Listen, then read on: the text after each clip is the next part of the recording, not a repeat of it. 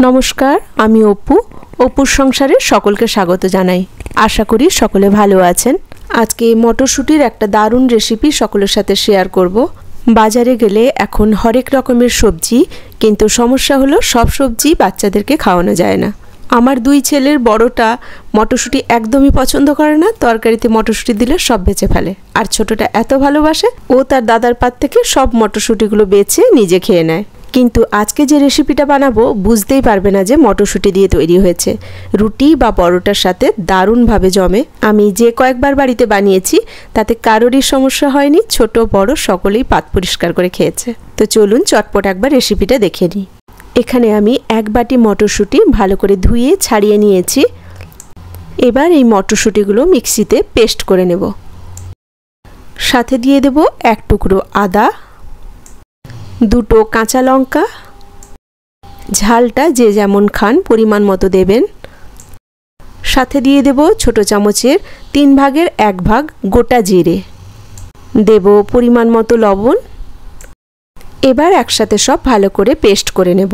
চিনি দেওয়ার প্রয়োজন নেই, মটরশুঁটির মধ্যে যথেষ্ট মিষ্টি ভাব থাকে। আর জল দেওয়ারও কোনো প্রয়োজন নেই, মটরশুঁটির মধ্যে যে জল থাকে তাতেই ভালো করে পেস্ট হয়ে যাবে। তবে পেস্টটা কিন্তু একেবারে ফাইন হবে, কোনো দানা ভাব যেন না থাকে। মটরশুঁটিগুলো আমি পেস্ট করে নিয়েছি, দেখুন কতটা স্মুথ হয়েছে। এবার বাইন্ডিংয়ের জন্য আমি এর মধ্যে দিয়ে দেব বেসন। প্রথমে 3 চামচ বেসন দিয়ে আমি মাখছি, প্রয়োজন হলে তারপরে আবার মেশাবো।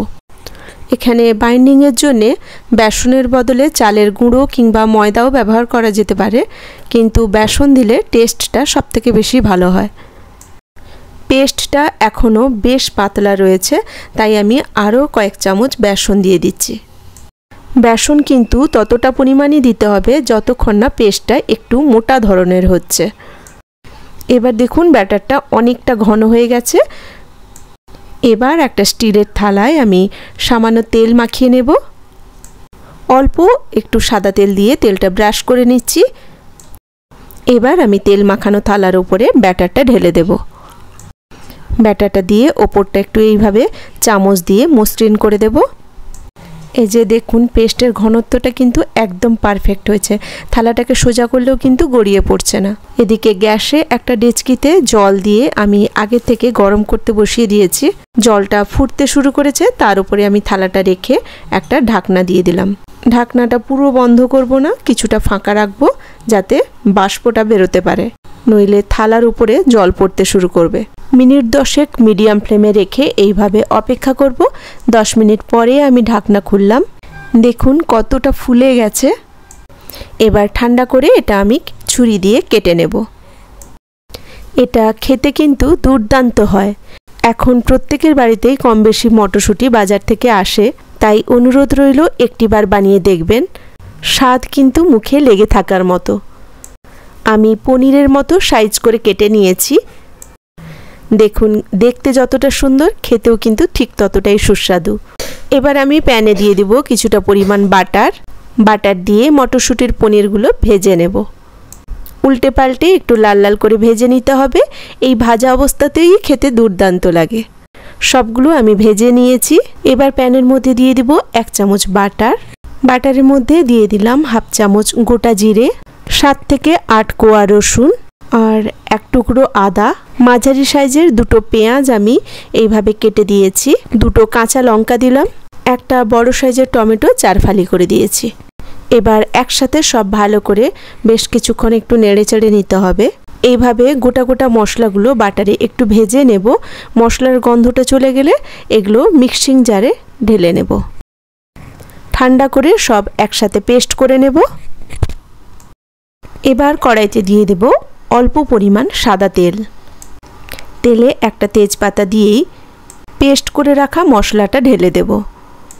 মিডিয়াম ফ্লেমে মশলাটা কিছুক্ষণ কষিয়ে নিতে হবে। একটু কষিয়ে নিয়ে মশলার মধ্যে দিয়ে দেব 1/2 চামচ লবণ, অল্প পরিমাণ চিনি, সামান্য হলুদ গুঁড়ো, অল্প করে লঙ্কার গুঁড়ো। এবার সব কিছু ভালো করে কষিয়ে মশলা থেকে তেল ছাড়লেই ওর মধ্যে দিয়ে দেব জল।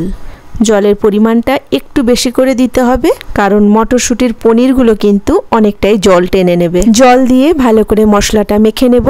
এবার জলটা ফুটতে শুরু করলে ওর মধ্যে ভেজে রাখা পনিরগুলো ছেড়ে দেব।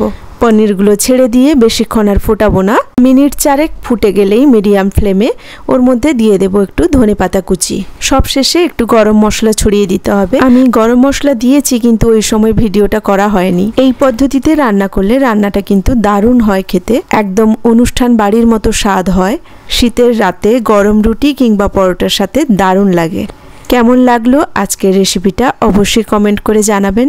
আর যদি এতটুকুও ভালো লাগে তাহলে একটা লাইক দিয়ে দেবেন। সকলে ভালো থাকবেন, সুস্থ থাকবেন।